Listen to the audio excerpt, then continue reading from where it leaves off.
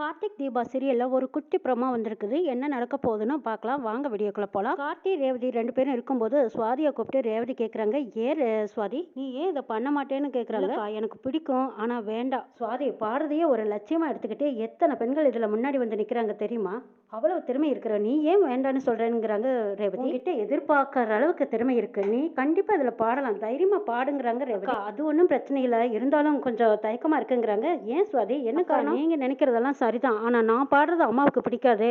அம்மா தான் ரொம்ப கோபமா இருக்காங்களே, பாட்டுன்னு கேட்டாவே அவங்களுக்கு பாட்டு பிடிக்காதுன்னு சொல்றாங்க. அவங்கள மீறி நான் எப்படிக்கா இது பாட முடியும்? எப்படி இந்த காம்படிஷன்ல நான் கலந்துக்க முடியுங்கிறாங்க சுவாதி. உனக்கே தெரியுமல்ல, எவ்வளவு வருஷமா நான் அம்மாவுக்கு தெரியாம தானே பாடிட்டு இருக்கேன். இதை என்னால விடவும் முடியல, அம்மாவுக்கு தெரிஞ்சு பாடவும் முடியல. அதான் என்னோட பிரச்சனைங்கிறாங்க சுவாதி. இதை கேட்டுட்டு இருந்த கார்த்தி ஃபீல் பண்றாங்க, அடடா சுவாதி உனக்குள்ள இவ்வளவு திறமையை வச்சுக்கிட்டு நீ ஏன் ஒளிச்சு வச்சிருக்கணும்? உங்க அக்கா சொல்ற மாதிரி நீ தைரியமா காம்படிஷன்ல கலந்துக்கோ, பாடுங்கிறாங்க கார்த்தி. இதை பாரு சுவாதி, நான் சொல்றேன் நல்லா கேட்டுக்கோ. பாடுற திறமையெல்லாம் எல்லாத்துக்கும் கிடைக்காது, இது தெய்வம் கொடுத்த வரம். அது ஒரு சிலருக்கு மட்டும்தான் இது அமையும். அந்த அதிர்ஷ்டத்துல நீயும் ஒருத்தி, உனக்கு இப்படி ஒரு நல்ல குரல் வாய்ப்பு அமைஞ்சிருக்கு. பாடுற திறமையும் இன்ட்ரெஸ்ட்டும் உனக்கு இருக்கு, நீ தாராளமா தைரியமா பாடலாங்கிறாங்க கார்த்தி. ஆமா, நீங்க சொல்ற மாதிரி எனக்கும் காம்படிஷன்ல கலந்துக்கணும், பாடணும்னு ஆசையா தான் இருக்கு. ஆனா அம்மாவுக்கு மட்டும் இந்த விஷயம் தெரிஞ்சதுன்னா நிச்சயமா வீட்டுல பெரிய பிரச்சனையா வெடிக்கும். ஏகப்பட்ட பிரச்சனை ஓடிட்டு இருக்கும்போது இப்ப நான் ஒரு பிரச்சனையை கலப்பணுமான்னு தான் யோசிக்கிறேங்கிறாங்க சுவாதி. அம்மா டென்ஷன் ஆயிட்டாங்கன்னா அவங்கள சமாளிக்கவே முடியாது, தேவையில்லாம என்னால எந்த பிரச்சனையும் வரக்கூடாதுன்னு நான் நினைக்கிறேன். அதனாலதான் இந்த காம்படிஷன்ல நான் கலந்துக்கல, எனக்குள்ள இருக்கிற திறமை என்னோடவே இருந்துட்டு போட்டுங்கிறாங்க சுவாதி. ஐயோ என்ன சுவாதி இப்படி எல்லாம் பேசிட்டு இருக்க? திறமையை நீ வெளிக்கொண்டு வரணும், அதுக்கு நான் ஏற்பாடு செய்யறேன். உங்க அம்மாவுக்கு பயந்து தானே நீ மறுக்கிற? உங்க அம்மாவை நான் பார்த்து பேசிக்கிறேன், உனக்காக உங்க அம்மா கிட்ட நான் சம்மதம் வாங்குறேன். நான் பேசினா கண்டிப்பா ஒத்துக்குவாங்கன்னு சொல்றாங்க கார்த்தி. அப்படியே சொல்றீங்க? நிச்சயமா நீங்க பேசினா ஒத்துக்குவாங்களா? எங்க அம்மா பாடுறதுக்கு எனக்கு அனுமதி கொடுப்பாங்களா? அப்படி ஒரு சான்ஸும் சந்தர்ப்பமா எனக்கு கிடைச்சா நிச்சயமா இந்த காம்படிஷன்ல நான் வின் பண்ணுவேங்கிறாங்க சுவாதி. இந்த நம்பிக்கை மட்டும் நீ கைவிட்டுறாத, நீ நல்லா பாடுற, காம்படிஷன்ல கலந்துக்கோ, கண்டிப்பா நீ தான் ஜெயிச்சு வருவ, வேணா பாருங்கிறாங்க. அப்படியே சொல்றீங்க?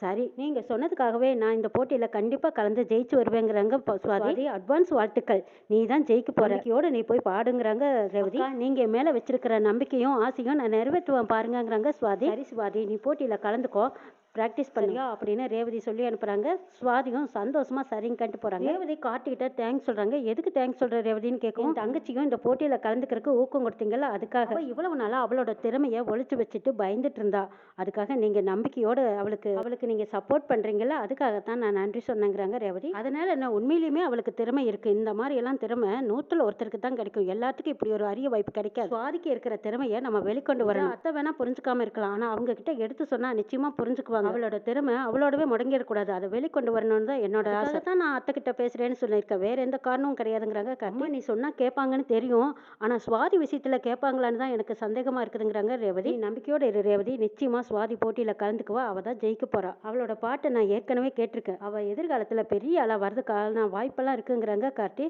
அப்படியே சொல்றீங்க? அவ அந்த அளவுக்கு நல்லா பாடுவாளா? அவ பாடுனதை நீங்க கேட்டிருக்கீங்களா? இது வரைக்கும் நான் கேட்டதே இல்லைங்கிறாங்க ரேவதி. நான் முத சுவாதியை பார்க்கும்போது அவளோட குரல் இன்னிசையும் பாட்டையும் நான் ரசித்து கேட்டிருக்கேங்கிறாங்க கார்த்தி. அடேப்பா, இந்த வீட்டுல எனக்கே தெரியாத விஷயங்கள் எல்லாம் கூட நிறைய விஷயங்கள் நீங்க தெரிஞ்சு வச்சிருக்கீங்க, ரொம்ப சந்தோஷங்கிறாங்க. பரவாயில்ல ரேவதி, இப்போ வரைக்கும் உங்க அம்மா கிட்ட பேசி சுவாதிக்கு காம்படிஷன்ல கலந்துக்கிறதுக்கு பர்மிஷன் வாங்கி கொடுக்கலாங்கிறாங்க. ஆமாங்க, இல்லைன்னா அவ பயந்துகிட்டே போய் பாட மாட்டேன்னு சொல்லிடுவா, அதுக்கப்புறம் அவளுக்கு பாடுறதுக்கே வாய்ப்பே கிடைக்காம போயிடும். அவளோட லட்சியம், ஆசை, கனவு இதையெல்லாம் நம்ம நிறைவேற்றி வைக்கணுங்கிறாங்க ரேவதி. கார்த்தி எல்லாம் நான் பாத்துக்கிறேன்னு சொல்லிட்டு அங்கிருந்து போறாங்க. ரேவதி கார்த்தியவே பார்த்துட்டு இருக்காங்க. சே, இவர் எவ்வளவு நல்லவரா இருக்காரு, நம்ம குடும்பத்துக்காகவும் நம்மளுக்காகவும் எவ்வளவு நல்லது செஞ்சிருக்காரு, எல்லாத்துக்குமே முன்னால வந்து ஏதாவது ஒரு வகையில ஹெல்ப் பண்ணிக்கிட்டு தான் இருக்காரு. ஆனா நாம தான் தப்பா புரிஞ்சுக்கிட்டோம். எத்தனை தடவை இவரோட மனசை நோகடிச்சிருக்கோம், புரிஞ்சுக்காம செஞ்சுட்டோமே. எல்லாத்துக்கும் காரணம் அம்மாவோட கோவம் தான், அவங்க கோவத்தினாலதான் நம்ம எதையுமே சரியா புரிஞ்சுக்க முடியாம போயிருது. எவ்வளவு மனசை காயப்படுத்தினாலும் அப்பவும் முகம் சொல்லிக்காம என்கிட்ட இன்னமும் எவ்வளவு பாசமா நம்பிக்கையா ஒரு தைரியம் அன்பா பேசுறாரு, அமைதியா இருக்காரு. இவரை போய் நம்ம தப்பா நினைச்சது எவ்வளவு பெரிய தப்புன்னு நினைக்கிறாங்க ரேவதி. கார்த்தி வெளியில வர்றாங்க, மயில் வாகனம் கார்த்தியை தேடிக்கிட்டு வராங்க. சிலம்பு, நம்ம சின்னத்தை இருக்கு பாரு, அது உன்னை எப்பவும் கண்கட்டி கழுகு மாதிரி உன்னை கண்காணிச்சுக்கிட்டே இருக்கு சகல, நல்லதுக்கு இல்ல, எப்ப பார்த்தாலும் அது நமக்கு டேஞ்சர் தான். அதனோட சுயரூபம் என்னங்கிறத நம்ம அத்தை முன்னாடி வெளிச்சம் போட்டு காட்டி அந்த அத்தையை விட்டு வெளியே அனுப்பணும், அப்பதான் நம்ம குடும்பத்துல சில பிரச்சனைகளுக்கு தீர்வு கிடைக்குங்கிறாங்க. ஆனாலும் இந்த சின்ன மாமியாரு லேசுப்பட்டது கிடையாது, எவ்வளவு சாமர்த்தியமா நம்ம அத்தையும் தாண்டி போய் அவங்க வீட்டுக்காரர்கிட்ட கூட்டி சேர்ந்துக்கிட்டு இருந்தாலும் சந்திச்சு பேசிக்கிறாங்க. நம்ம குடும்பத்துக்கு எதிராவே 2 பேரும் பிளான் பண்ணிக்கிட்டு இருக்காங்கன்னா பாத்துக்குவேன். அப்பா சரியான வில்லத்தனம் தான் சின்னத்தை கிட்டேங்கிறாங்க மயில் வாகனம். ஏங்க, அவங்கள பத்தி இப்பதான் உங்களுக்கு தெரியுதாங்கிறாங்க கார்த்தி. நீ வந்ததுக்கு அப்புறம் தான் இந்த சின்னத்தை உண்டை வெட்டிக்க ரெண்டகம் பண்ணுதுன்னு தெரியுது சகல. டே அப்பா, என்ன துணிச்சல், என்ன சாமர்த்தியம், நம்ம அத்தைக்கு எதிராவே சதி திட்டம் போடுதே. எப்படியாவது நம்ம அத்தை கிட்ட காட்டி கொடுக்கணும். என்ன சகல பண்றதுங்கிறாங்க. என்ன மயிலு, நம்ம சின்னத்தை பத்தி உங்களுக்கு இப்பதான் தெரியுதா?